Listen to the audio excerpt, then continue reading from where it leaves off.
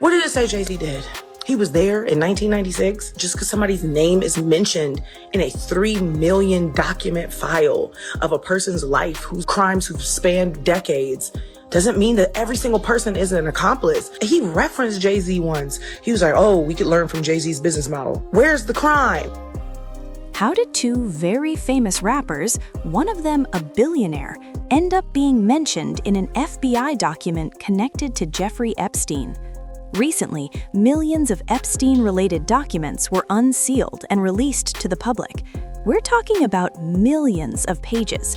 Buried deep inside all of that paperwork was one anonymous FBI intake report from 2019. That was the year Epstein was arrested, and the FBI opened tip lines so people could share information. Inside that one report, two big names from hip-hop were mentioned. One was Pusha T.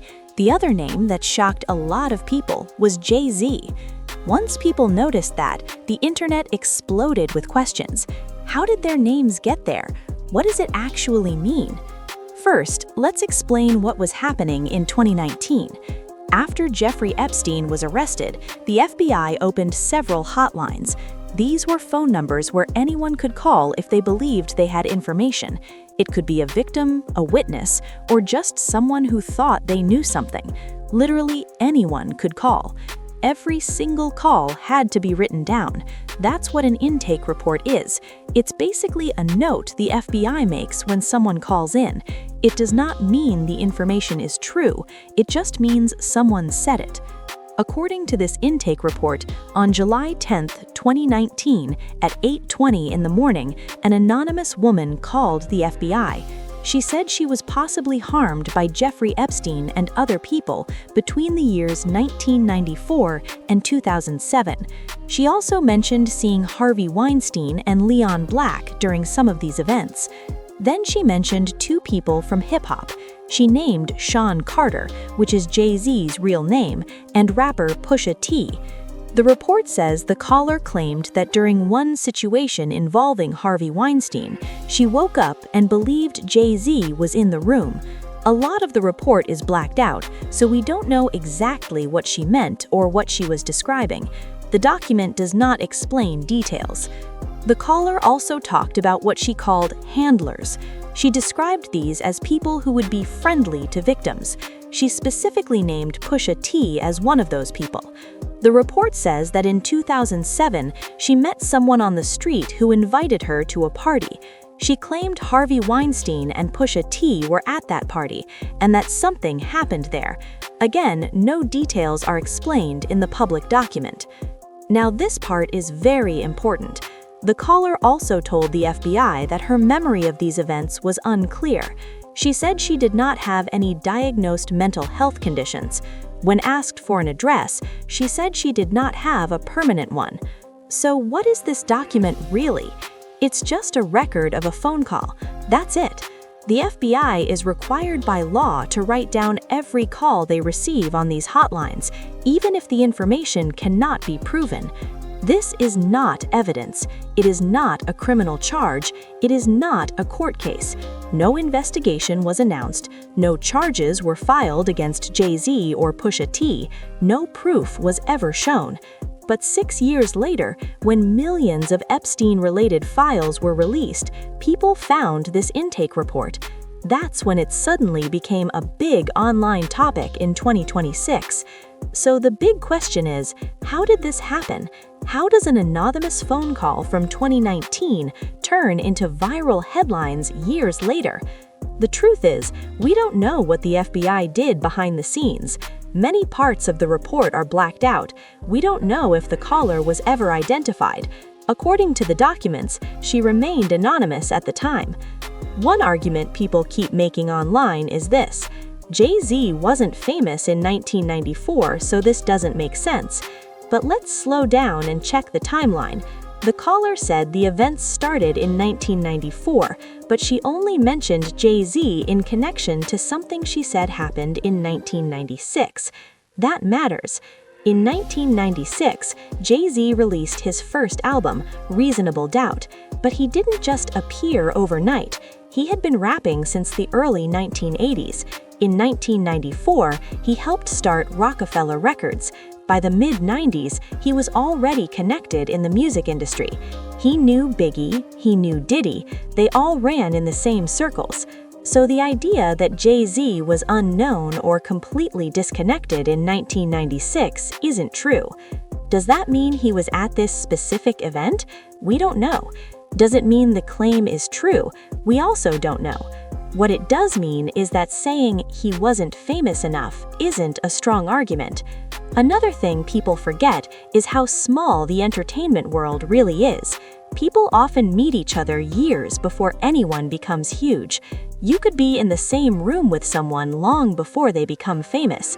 Entertainment, money, and power are also closely connected.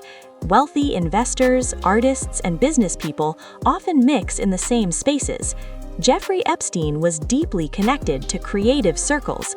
He supported art projects, donated money, and made introductions between powerful people.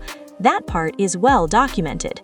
We also know that Harvey Weinstein and Jay-Z were photographed together multiple times.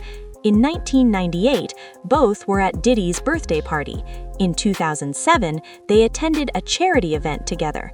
In 2015, Jay-Z signed a business deal with the Weinstein Company for film and TV projects. So yes, Jay-Z and Harvey Weinstein knew each other and worked together professionally. That is documented. When it comes to Pusha T, things are less clear.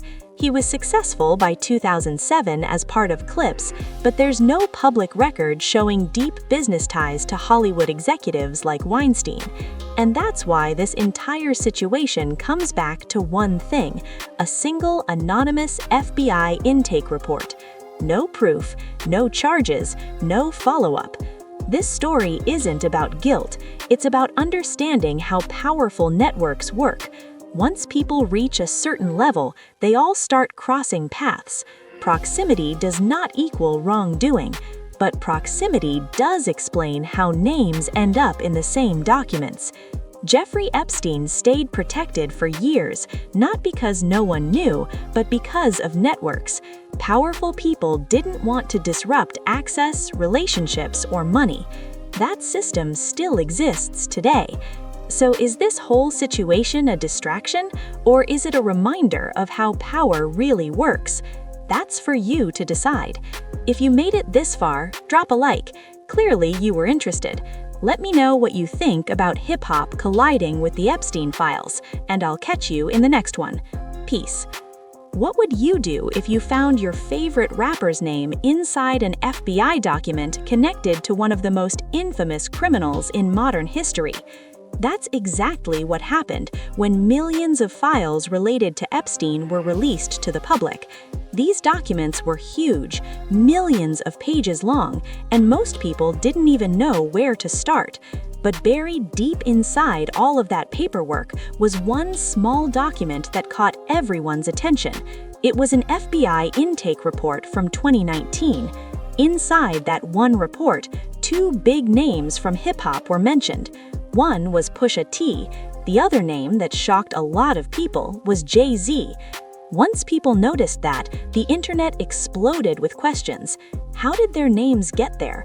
What does it actually mean? First, let's explain what was happening in 2019. After Jeffrey Epstein was arrested, the FBI opened several hotlines. These were phone numbers where anyone could call if they believed they had information. It could be a victim, a witness, or just someone who thought they knew something. Literally anyone could call. Every single call had to be written down. That's what an intake report is. It's basically a note the FBI makes when someone calls in. It does not mean the information is true, it just means someone said it. According to this intake report, on July 10, 2019, at 8:20 in the morning, an anonymous woman called the FBI. She said she was possibly harmed by Jeffrey Epstein and other people between the years 1994 and 2007. She also mentioned seeing Harvey Weinstein and Leon Black during some of these events. Then she mentioned two people from hip-hop. She named Sean Carter, which is Jay-Z's real name, and rapper Pusha T. The report says the caller claimed that during one situation involving Harvey Weinstein, she woke up and believed Jay-Z was in the room. A lot of the report is blacked out, so we don't know exactly what she meant or what she was describing. The document does not explain details. The caller also talked about what she called handlers. She described these as people who would be friendly to victims. She specifically named Pusha T as one of those people. The report says that in 2007, she met someone on the street who invited her to a party. She claimed Harvey Weinstein and Pusha T were at that party, and that something happened there. Again, no details are explained in the public document. Now, this part is very important. The caller also told the FBI that her memory of these events was unclear. She said she did not have any diagnosed mental health conditions.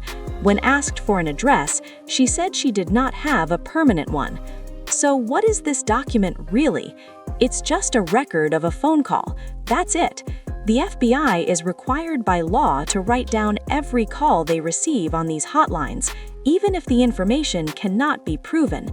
This is not evidence. It is not a criminal charge. It is not a court case. Now, let's talk about something many people don't realize. The entertainment industry is very small at the top. Once you reach a certain level, the same people keep running into each other. Artists meet executives. Executives meet investors.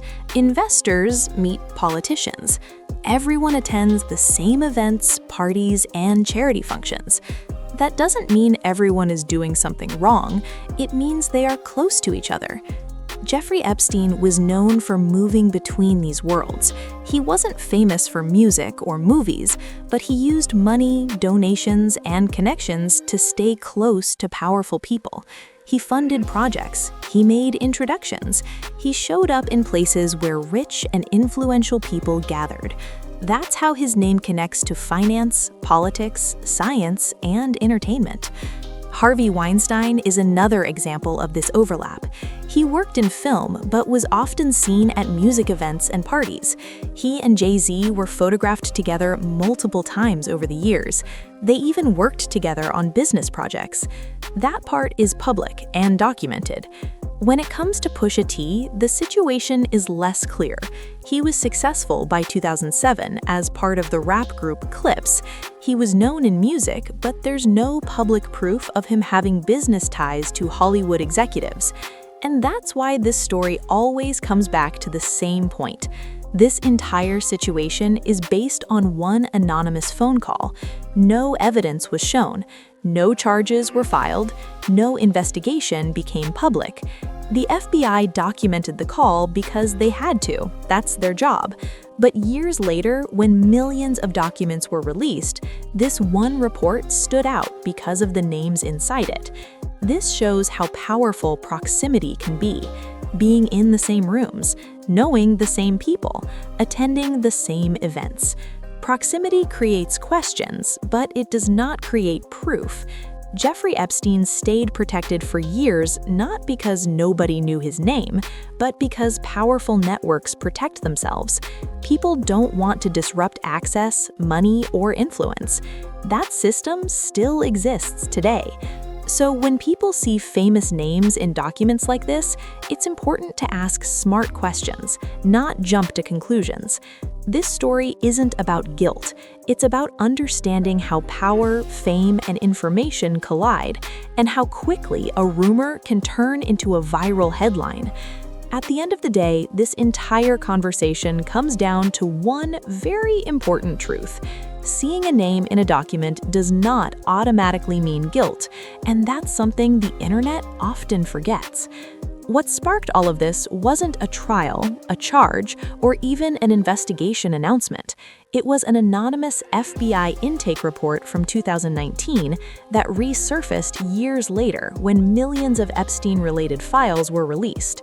That report was simply a record of a phone call, one person calling a hotline and sharing memories they themselves admitted were unclear. That matters. The FBI is legally required to document every call they receive on these hotlines. They don't get to decide which calls count and which don't. Every tip gets written down, whether it can be verified or not. That's how the system works. An intake report is not proof, not evidence, and not a conclusion. It's a starting point at best, and sometimes it goes nowhere. In this case, it went nowhere publicly. No charges were filed against Jay-Z. No charges were filed against Pusha T. No court cases followed. No evidence was released. Yet, years later, this document resurfaced, and suddenly people online began connecting dots, building theories, and arguing about timelines. That's the power of information without context. And context is everything. The entertainment industry, especially at the highest levels, is incredibly small. Once artists reach a certain level of success, they stop being just musicians. They become business partners, investors, brand owners, and cultural figures. That puts them in rooms with wealthy executives, politicians, financiers, and other powerful people. That proximity doesn't mean wrongdoing, it means access. And access is something very few people want to lose. Jeffrey Epstein stayed protected for years not because he was invisible, he stayed protected because he was connected. He moved through networks where silence was valuable and disruption was costly. People didn't necessarily need to participate in crimes to benefit from staying quiet. Sometimes, all it takes is choosing not to ask questions. That's the uncomfortable truth this story points toward. It's not about proving that someone did something wrong, it's about understanding how systems of power work and how they protect themselves. Fame, money, and influence create bubbles where accountability moves slowly, if it moves at all. But here's the other side that also needs to be said clearly. Being mentioned in an intake report does not make someone guilty. It does not mean they were involved in a crime. It does not mean allegations are true. And it definitely does not mean the internet gets to decide someone's fate based on a screenshot and a headline. This is where responsibility comes in. As viewers, readers, and commenters, we have to learn how to separate information from interpretation. Just because something is shocking doesn't mean it's solid. Just because a name appears in a document doesn't mean it belongs there for a reason we understand. It's okay to ask questions. It's smart to look at timelines. It's healthy to be curious. But it's dangerous to jump straight to conclusions. One of the biggest lessons from the Epstein case isn't just about crimes, it's about how long powerful systems can operate without being challenged, and that should make us think critically, not emotionally. So instead of asking who's guilty, a better question is, how do these systems keep repeating? Why do the same elite circles keep overlapping across music, movies, finance, and politics? Why does proximity to power often come with silence? Why does accountability usually arrive years or decades later, if at all? These are bigger questions than any single name in a document, and they matter more. Now, let's talk about you. If you watched this entire breakdown, it means you care about understanding what's really going on, not just reacting to viral clips. That's important. The internet moves fast, but truth moves slow, and the people who take time to learn context are the ones who don't get manipulated by outrage. So here's my call to action for you. First, don't let headlines think for you. Always ask where information came from, what it actually says, and what it does not say. Second, learn how systems work, not just how scandals work. Scandals are loud, but systems are quiet, and that's where real power lives. Third, hold space for facts and uncertainty at the same time. It's okay to say we don't know. That's more honest than pretending every mystery has a clean answer. And finally, keep the conversation intelligent. You don't need to defend celebrities, and you don't need to attack them either. You just need to stay grounded in reality. If stories like this matter to you, stories about how fame, money, and power intersect, then you're in the right place. So if you got value from this breakdown, drop a like. It helps more than you think. If you have thoughts, questions, or a different perspective, leave a comment. Let's actually talk about it. And if you want more deep dives that explain what's really happening behind the scenes, make sure you're subscribed. Because the truth usually isn't hidden, it's just buried under noise, and our job is to dig carefully. I'll catch you in the next one. Peace.